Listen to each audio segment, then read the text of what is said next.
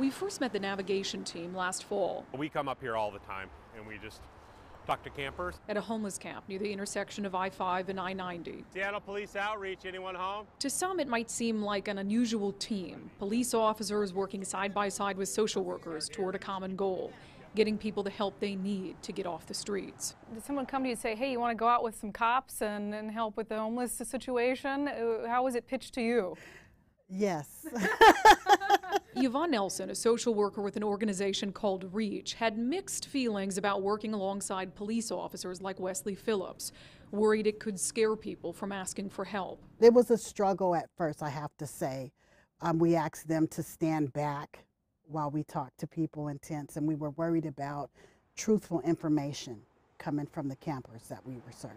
Seattle Police Outreach. What we really wanted at first was the officers not to wear uniforms. Also, we talked about running names for warrants. We hashed that out. They agreed not to run warrants unless it was like critical that they do so.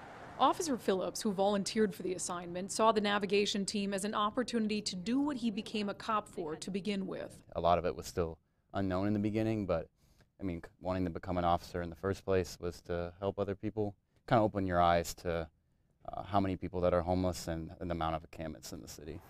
In the years since the navigation team started its work, it's contacted nearly 2,000 people living without shelter across the city, many of them more than once. A lot of folks we've contacted numerous times in the same places, but maybe they're not ready to go inside at this time. In fact, on average, the team will talk to someone 4 times before they accept help. Over the past year, 1 in 3, or 675 people, agreed to move to shelter. Nobody in here, though, with you? But the team's true success is hard to measure. While we know how many people accepted shelter, the city itself doesn't track where all of those people are now. Did they end up in housing, or are they back on the streets?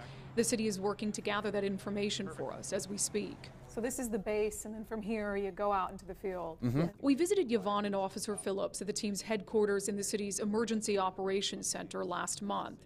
They reflected on the work they've done since we last met. After a year, do you think you've been able to make a difference? I would think so. I mean, obviously, this is it's a very complex issue. We just focus on, hey, if we can talk to this person, we can get them in the shelter, get them drug rehab, you know, those different kind of things. If we can focus on that and we just keep working hard at it, I think that's as much as we can do and where we're at. For both Officer Phillips and Yvonne, the work has become personal. They put in long hours and take phone calls day and night. Yvonne knows firsthand what some are going through. I'm coming from that side, being a recovering addict, and understanding and identifying with where they are and what it feels to be out there and be judged. If I could rewind a year and a half or so, would you still volunteer to be on the team? Oh, yeah, definitely.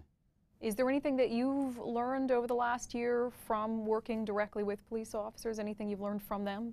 I did. I learned that they're people too, and they care about people that are living outside just as much as social workers do. Was there a time when you didn't believe that?